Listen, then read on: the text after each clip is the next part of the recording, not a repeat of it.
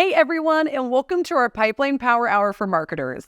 If you're a sales leader and you're looking for something a little more tailored for you, check out our Sales Pipeline Power Hour by switching your track down below. All right, now that it's just us marketers here, let me say it. This year has been wild.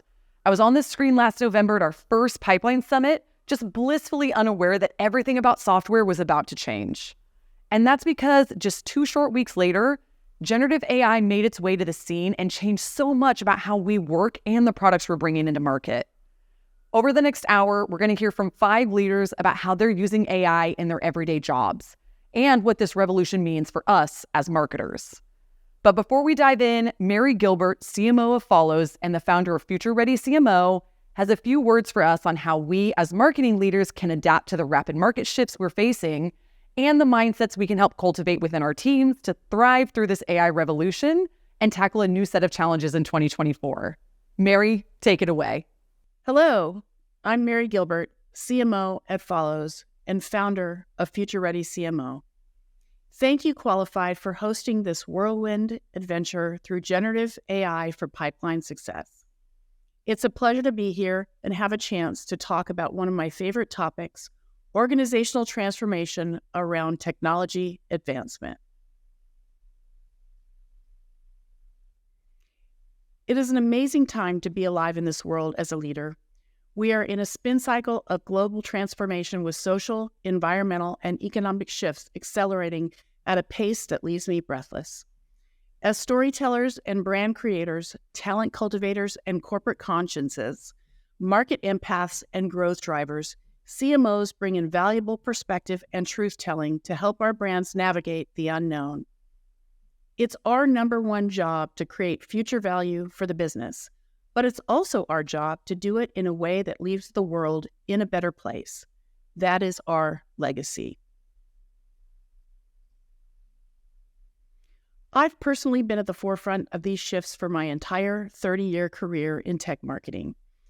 I've made all the mistakes and created a lot of value for businesses, and I've become a much stronger, more humble, and more committed leader in the process. Throughout the past couple of years, as change has accelerated, I've been so intrigued by the unique emerging skill set required for leadership now. It's a time like no other, and the ways we show up as leaders needs to evolve. I was inspired to start my own initiative to help marketing leaders cultivate the capacities needed to take on our most important role yet, 21st century change leader. And I'm not the only one who was feeling responsible to grow up. In a recent study fielded by my organization, Future Ready CMO, marketing leaders overwhelmingly felt responsible to lead the charge in cultural and business transformation. But there are many challenges. It's not just about keeping up with the pace of rapidly changing technology or consumer behaviors. Today, it's market and environmental volatility, uncertainty, and ambiguity, otherwise known as VUCA. Holding our talent close in uncertain times and helping them learn to co-create an unknown future requires a new set of skills and capabilities most of us did not learn in business school or even on the job for that matter. Not only that, many of the roles we play today aren't actually covered in our job descriptions or OKRs. We're being asked to take on so much more responsibility for revenue growth, defining new products and business models, and driving internal culture. We're navigating fundamental illusions that AI is going to replace human expertise. And in the rush to lower costs in a tough economy, this can wreak havoc on businesses if we're not leading with clarity and insight. What's more, the massive generational shift dynamics at play are driving significant momentum and the urgent need to blend the wisdom of the past with the vision and skills of an emerging cultural reality. What got us here is not going to get us through this. This will take a transformational shift in our organizations, people, process, technology, programs, accountability, and cross-functional initiatives. It's a community-wide transformation on a grand scale, and we must lead it. To take on this challenge, we need the mindset and skills to drive the critical changes needed now. The stakes are really high, and everyone feels it. But there's one risk factor that stands above all, and that's brand trust. In 2020, trust in organizations took a nosedive. In a recent Edelman survey, 72% of business leaders ranked trust over price and ease of use as the top priority for selecting a brand. That was up 30% year over year. I believe the companies that survive and thrive now will be the ones who diligently build and protect trust and make it their mission to enlist every employee in maintaining it long term. Brand trust has got to be at the foundation of everything we do right now. If it's not, people are taking action, as evidenced in our markets every day. Without trust, customers don't buy, employees don't care, productivity drops, reputation slips, and recruitment suffers. But with trust, things expand.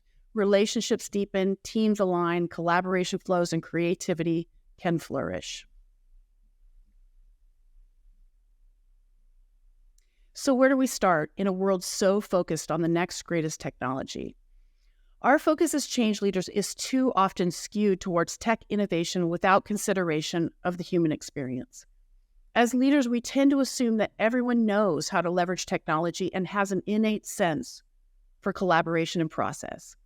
Yet, when we introduce new technologies, oftentimes instead of getting better, our teams get more chaotic and disconnected.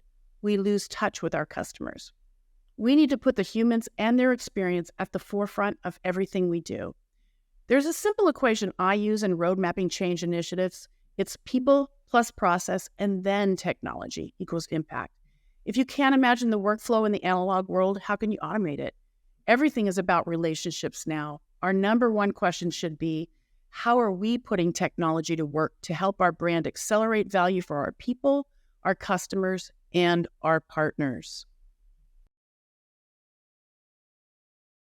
As cultural architects, it's our job to create the conditions for productive change. A sense of stability is paramount to our success.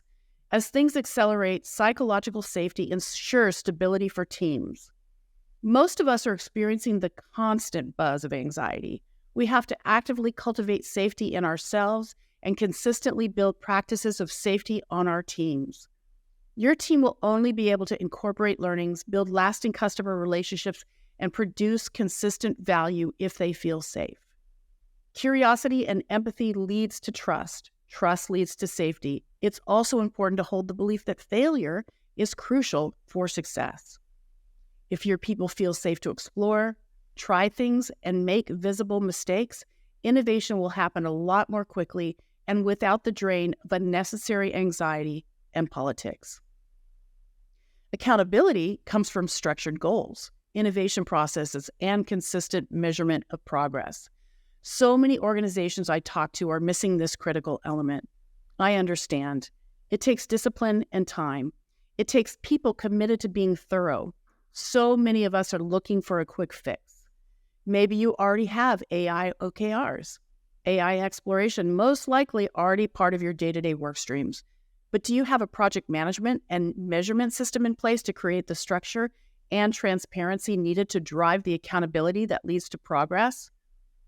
AI has a lot of upside potential as well as big risks. Just look at what's happening to social media today. We have a responsibility to hold ourselves accountable to knowing the potential human downside so that we can mitigate risk and optimize the benefit more efficiently.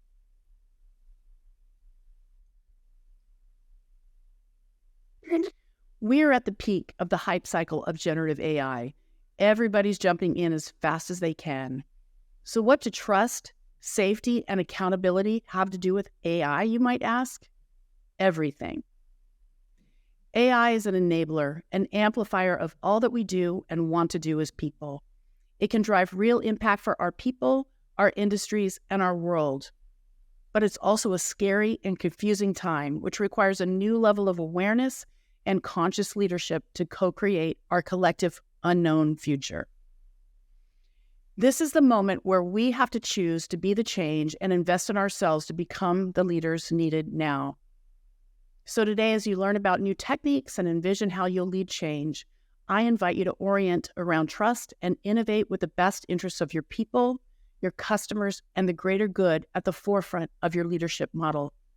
If you can do this, sudden change will be a welcome catalyst instead of a distraction. And I'll leave you with these 3 questions to ask yourself every day. Am I tapped into what people need now? How do I identify critical ethical pitfalls and build trust? How am I measuring real human impact, not just financial? Thank you for listening. I'm always excited to talk to people about this important topic, so please reach out. Enjoy the rest of your summit. Thanks so much, Mary. Now that we're all feeling more equipped to adapt to the coming changes ahead of us, let's spend some time talking about practical ways to launch AI product features when the market is as crowded and as noisy as it is. Karen Schuette, one of the minds behind Salesloft's product marketing, is here to share ways to cut above the noise when you're launching an AI product. Hello, my name is Cameron Schuette. I'm a product marketing manager at Salesloft, and I'm here to talk to you today about how to launch your AI products. So this summer at Salesloft, we launched Rhythm, which uses AI to prioritize all the actions a salesperson needs to take with their buyers to build pipeline and close deals, from replying to emails, following up on meetings, sending out a timely note when you see high buyer intent, checking in on that outstanding contract. So this topic is very close to home for me, and I'm really excited to share my experience on how you can rise above the noise when launching AI.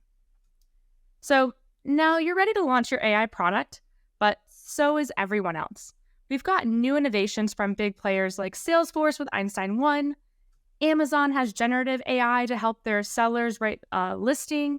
And AI is coming out from just about every software company. I mean, Salesloft and Qualified both have had multiple AI launches this year. Dreamforce in September was even called the world's largest AI conference. And of course, we've seen generative AI companies just boom. ChatGPT set the record as the fastest growing consumer app in history. So how do you rise above the noise? I'm going to give you 3 things that you can do in the launch process, from very early planning all the way to execution. And the first one is close alignment with product. And I know this probably sounds really obvious, but with an AI launch, it's even more important to dig deep and find out what makes the AI you're launching special. You want to ask even more questions than normal because AI is complicated. So you want to make sure you understand the value of the product so you can articulate it to the market and identify how it's differentiated. You want as much information as possible. With Rhythm, I was actually included in product deep dives where every couple of weeks we combed through the early user testing, what worked, what didn't, what was an early bug or an actual gap in how the model was prioritizing for salespeople.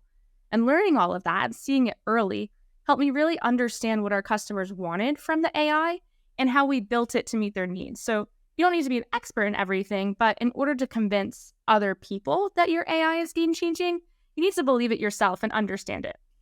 And to do that, the key is to really just stay in the loop with product throughout launch planning and execution.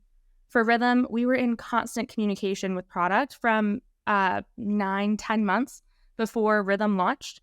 And this helped us better understand the user journeys, see how the team pivoted in their build based on testing, and understand what would be MVP versus a fast follow. But in addition to this alignment helping us build our go-to-market strategy, it also put us in a really good place to have the influence that we needed with the product team.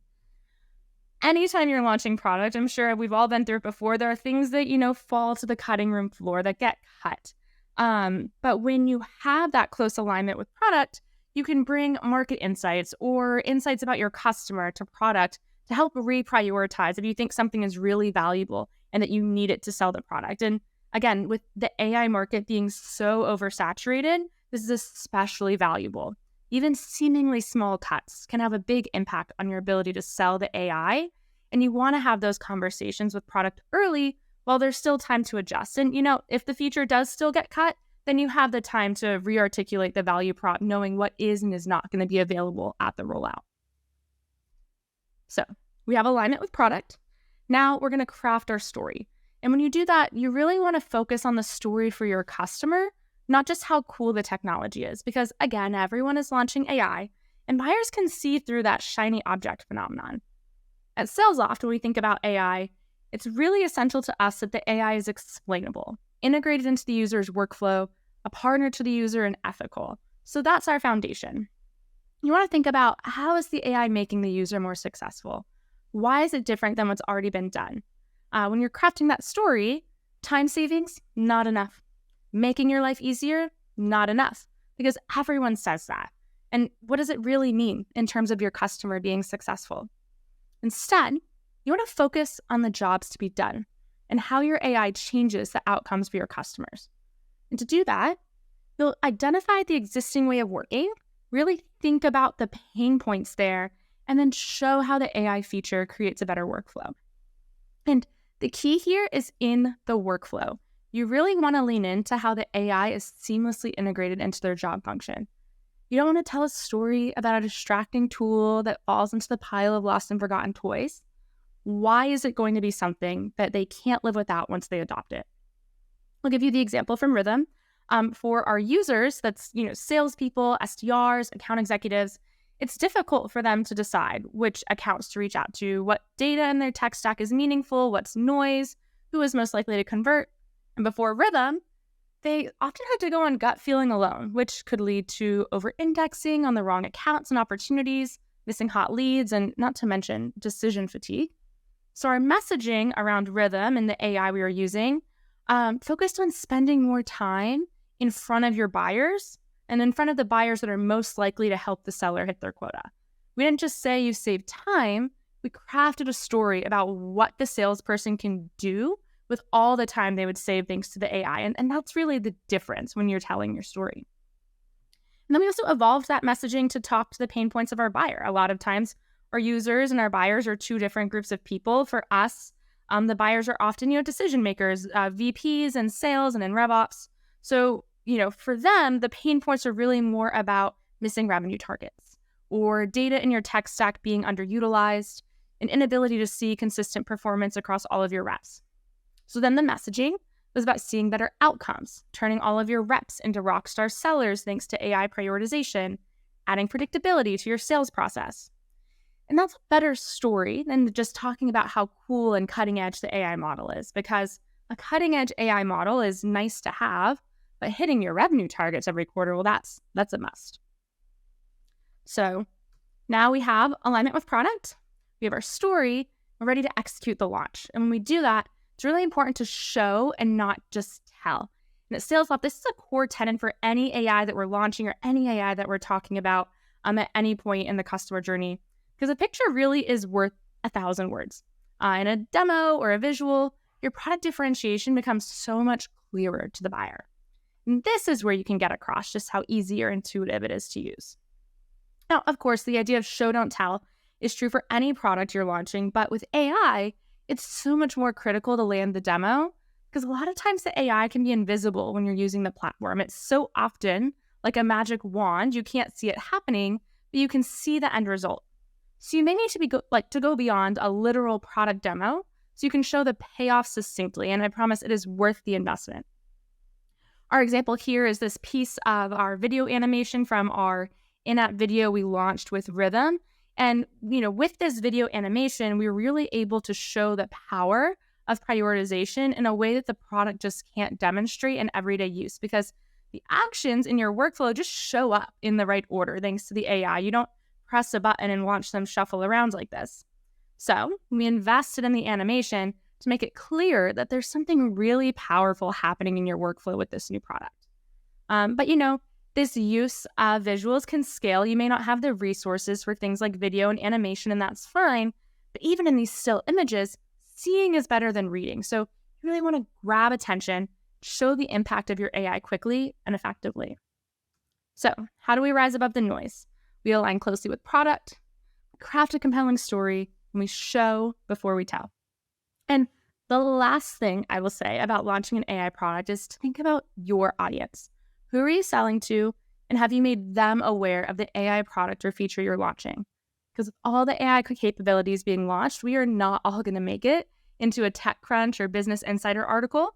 But what's important is that your buyer learns about your product, sees value in it, and then buys you instead of your competitors. Thanks, Cameron. One of the best ways to cut above the noise in the B2B space? Not be boring.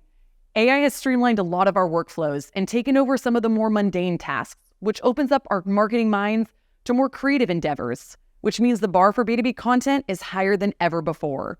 Here to help us get our heads in the game for 2024 is one of the marketers behind Lavender's content machine, Chelsea Castle. Hello, everybody. I'm Chelsea Castle, and I'm so excited to speak with you today.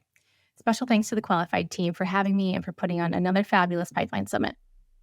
I work on the marketing team at Lavender, which is an AI sales email coach that helps thousands of sellers write better emails faster. Today, I'm going to be talking about standing out in a sea of sameness. This is my take on the trope that B2B is boring. We'll also be talking about a lot of emotions, embracing multiplicity and trust, and this idea of B2B being boring. Before my time in tech, I was a journalist. My job was to focus on the human experience of every story I told. This focus, and dare I say passion, has served me well in my work in B2B content marketing. Why? Because 95% of purchase decisions are emotional. The more that we can authentically appeal to the emotions of our prospects and customers, the more effective that we can be. Now you might be wondering, we're talking about AI today. Why am I talking about being human? I normally don't like to ask an audience to do any work, but I'm going to ask one favor of you today, and that's to be open to the idea of multiplicity. This is our ability to accept two realities at once. It's the idea that two things can be true. AI can be powerful and make a positive impact in our lives, and it can be used too much or incorrectly. Let me show you an example. This is a commonly used site in Google, right? So it's a keyword stuffed article. The old way of creating content meant stuffing keywords in your article to stand out in the search engine result page. Only most of what you see on page 1 of Google looks the same, is unhelpful, and the majority of searches end without a click. With 100% AI created content, we're starting to see similar results already. This time of AI is an amazing and exciting one, and it's also creating a race to the bottom with generic content, which is why we need to go above and beyond with our content and think outside the box. This brings me to the idea that B2B is boring. I love this take from Amanda Natividad, who is the VP of Marketing at SparkToro. It's a hot take, right? She says B2B isn't boring, you just don't like it. Now, raise your hand if you agree, and raise your hand if you disagree. Now, I obviously can't see you all raising your hands, but I bet some of you did, and I bet some of you didn't. My point is that boring is subjective. I recently learned that my interpretation of this phrase is entirely different from others. To be fair, quality, impact, and value can also be subjective. But this wouldn't be a trope or common discussion point if there wasn't a reason for it. Here's what I think is happening, or my interpretation of B2B is boring. The content doesn't resonate. How well do marketers really know their audience? A lot of content that I see out there in the B2B space is not resonating with their audience well. And oftentimes it's because we're not the same person that we're selling and marketing to. It takes a lot of work and practice to learn your audience well enough to market to them effectively. We also are balancing a lot. We're trying to hit OKRs and KPIs and do well at our job. We've got a lot of activities going on. Most of us are not on huge teams with a lot of resources. So it's a balance of how do we do our day job and also take the time to really get to know our audience well enough to resonate with them. A lot of B2B content out there tends to be inadequately informed, not interesting, not entertaining, not educational, or all of the above. The second is the content is created to check a box. Are we focusing on serving value to our audience, or are we trying to hit an MQL goal? You can do both. A lot of B2B content is simply you're just trying to tick off a box on a checklist or on a task. You're executing a piece of content and you're just trying to go down the checklist and just check everything off and be done with it and move on to the next thing. It's easy to be focused on the wrong intent or not focus on the quality of what we're creating. Are we thinking deeply enough about the why and how behind what we're doing? Or are we doing it simply because it's what we think we're supposed to do? Lastly, the content does not stand out. What are we actively doing to break through the noise? In B2B especially, it is getting noisier and noisier every day, and it's only going to get noisier with AI. Most of us are doing the same tactics in the same way with brands that all look and sound similar. Having a distinctive brand that stands out is the number one challenge at the end of the day. So I ask you, why does any of this matter? Content that doesn't resonate, help, serve value, or get seen isn't going to help drive revenue. Almost more importantly is the role that quality content plays in creating trust. Trusted companies outperform their peers by up to 400%. Customers who trust a brand are 88% more likely to buy again. Even bigger than that, when customers are emotionally engaged, they are 3 times more likely to recommend you, 3 times more likely to repurchase, less likely to churn, and less price sensitive. So what does this all mean? Companies who have public trust outperform others. Here's the hard news. A recent study from Organic Growth Marketing found that when it comes to trusting SaaS content, there's not a lot of it. Only 12% of buyers said software companies are trusted sources of information on B2B topics.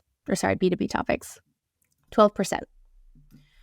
About 55% of surveyors said that content feels very similar, and 39% said they zone out or glaze over content from a company blog or website. Those are all pretty low numbers. So what do we do? Audiences are becoming more discerning. Channels are getting noisier. AI is helpful, but it can also sound like AI. I do have some good news. It is entirely possible for B2B to not be boring. First, I purposely did not frame this talk as me offering a playbook. I don't believe playbooks are one size fits all. That's a disservice to you. What works for one brand may not work directly for another. So instead, I offer you core principles that I hope can inspire your day-to-day.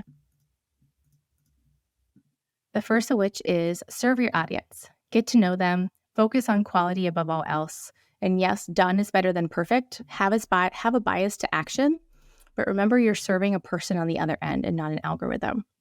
And also focus on serving your audience as a primary goal, and everything else is secondary.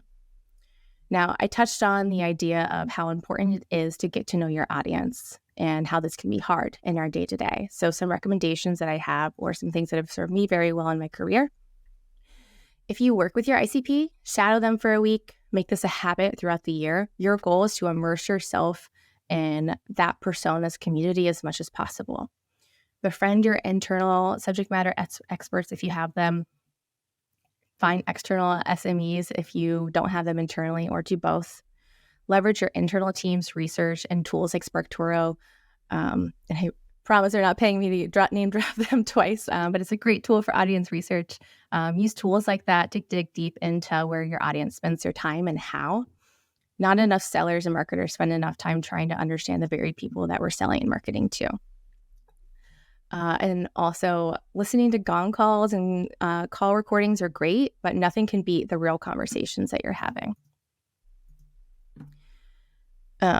Think about your ICP for a moment. Do you know what they fear, what motivates them, what drives them, what keeps them up at night? These are the sorts of questions that you should be asking. A great example of this is The Juice. They do a really great job at producing content in a very human-centric way. Secondly is when others zag. So this is a Lavender brand and company value, but I inspire you to try it out. It's just the idea of thinking outside the box. Brainstorming something radical can be a great forced function of creative thinking.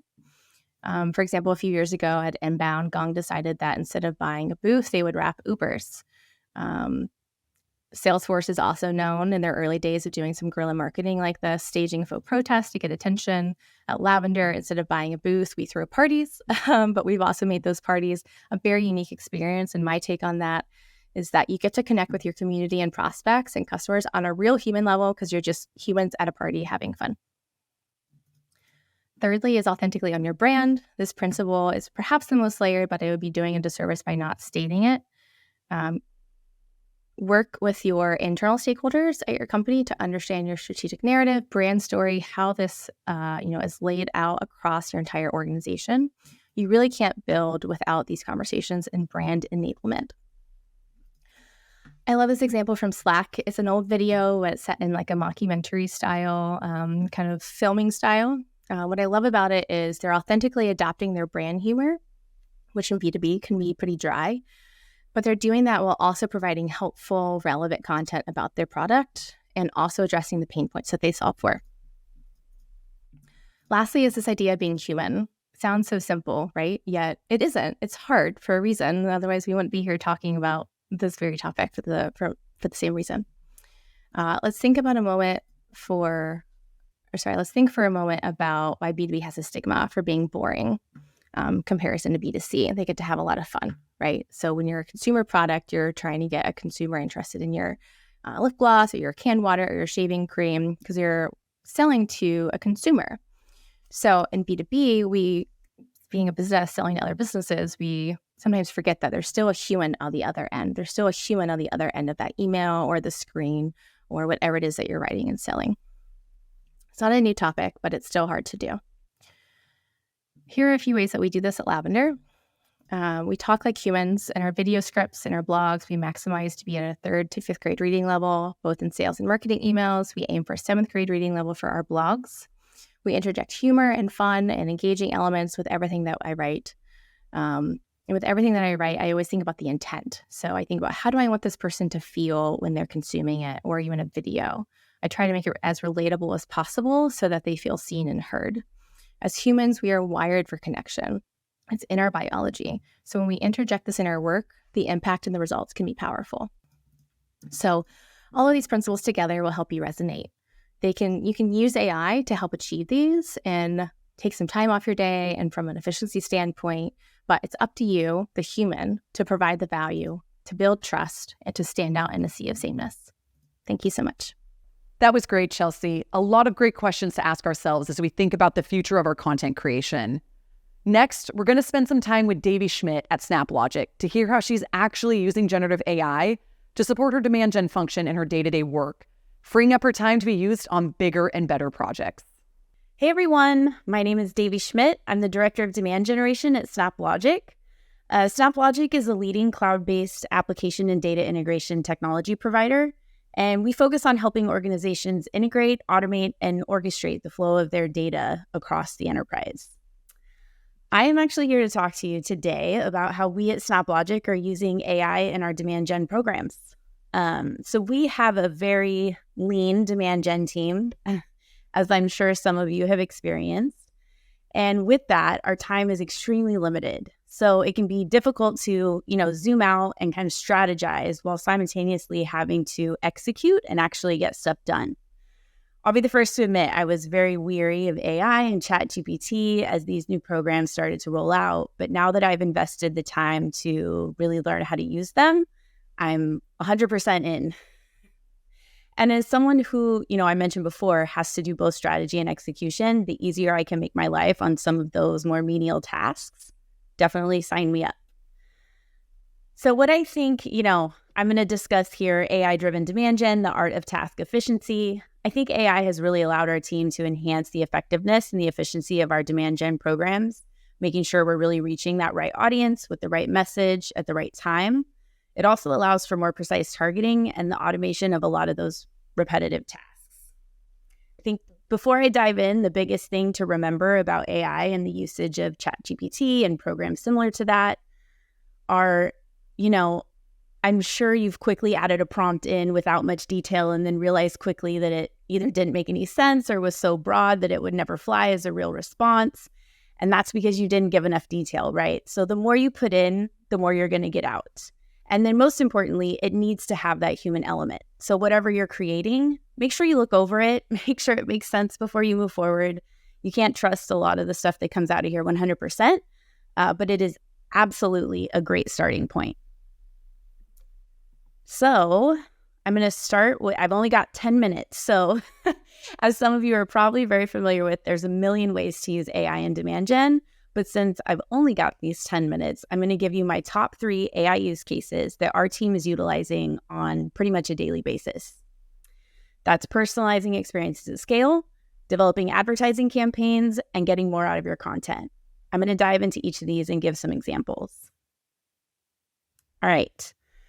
So personalizing experiences at scale. So for landing pages, we'll just say, for example, that you're running an ABM program for a certain company. I'll use a prompt like, pretend you're an advanced demand generation marketer. We're creating a landing page trying to convince company A that SnapLogic will help their IT team decrease their integration backlog and automate the flow of data across their enterprise. use company B website or company A website. I'll put the actual landing page in there and what you know about SnapLogic to create landing page copy that is sure to convert company A's visitors to a demo. That's going to spit out landing page copy that's personalized to the company values, the messaging, and the value prop that SnapLogic provides. Emails. I'll use a similar prompt. So pretend you're an advanced email marketing manager. Create an email for pick a job function, data engineers, at company A, explaining how SnapLogic will help them decrease their integration backlog, for example, figure out a pain point that makes sense. Use the company website and what you know about the pain points of this job function to create an email encouraging them to inquire about SnapLogic. Boom, you have an email. Probably needs some editing, but it's a really great starting point. And then the last one, this is a big one. I have a whole section on it, but specifically for personalizing content, you can use AI for a whole slew of things. So for example, if you have a specific blog that's generic, you can add it to ChatGPT and ask ChatGPT to rewrite the content and tailor it to a specific audience. For example, if we're focusing on data engineers or CIOs, leading to that personalization at scale. All right. This is my basic framework, keyword basic, for developing advertising campaigns. There's a lot that should go into this, but this is definitely a good starting point. Created a little video here so you can see this work out in action, but this is the framework that I use when I'm ready to launch a new campaign in our paid channels. I start with finding out all the keywords. My prompt will say something like, act like a Google Ads professional. I want to create ads for IT leaders searching for an iPaaS solution. Help me find the most effective exact match keywords and negative keywords for integrating, automating, and orchestrating your data with an iPaaS. I always cross-reference this information with our SEO platform. So like I said, there's a lot that goes into this stuff, but using AI is a really good starting point. The second part of this prompt is actually headlines and descriptions. So using these keywords, you can kind of follow that up. Give me 15 Google ad headlines at less than 30 characters that will appeal to a very technical audience whose job titles contain, for example, data architect. You can also include things like make sure to include iPaaS as a keyword. Make sure to, you can add anything you want in there. And the more detail you give it, the better the information you're going to get out of it. Second part of that is the descriptions. Underneath, give me 5 descriptions using sentences with these ad copies that are less than 90 characters. Make sure to include iPaaS as a keyword.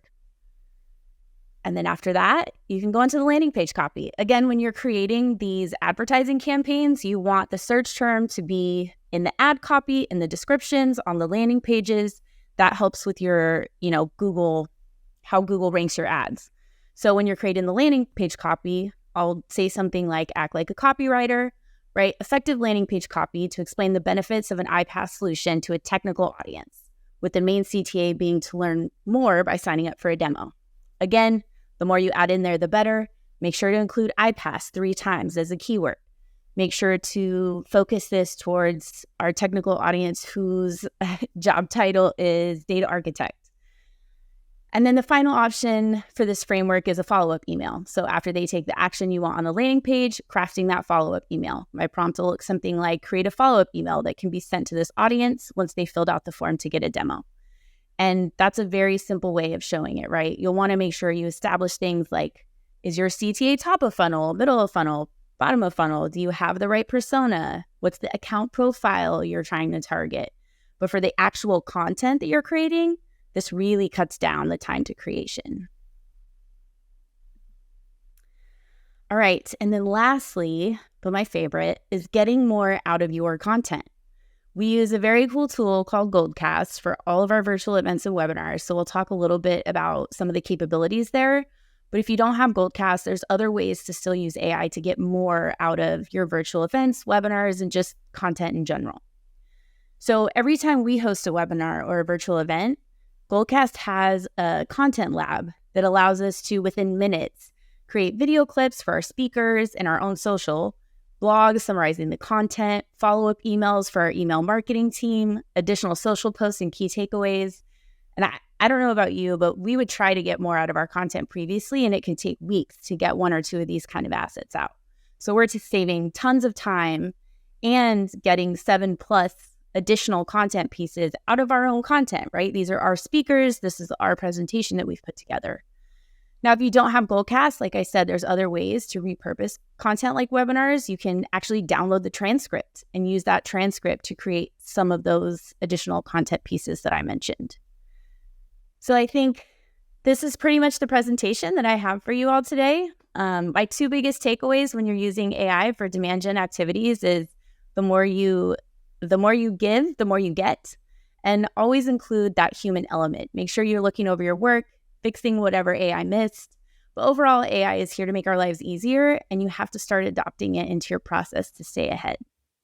Thanks, Davi. Now, if we're going to be using AI to help us write content, it's important that we invest time up front in training these models on our brand voice.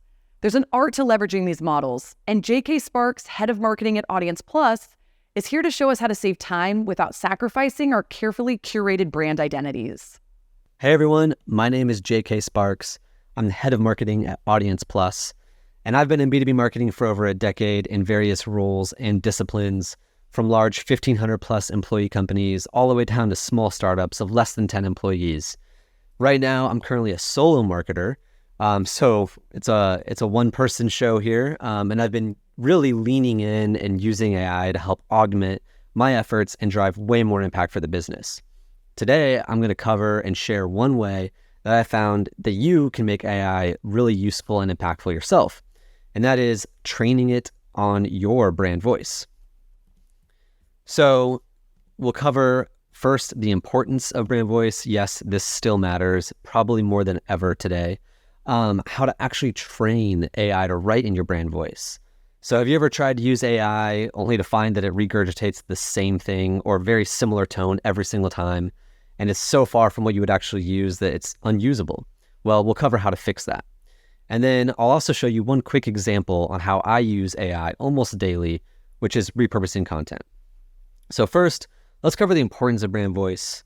And really, overall, your brand voice, it's not just about the content that you create. It's about the perception that you're building.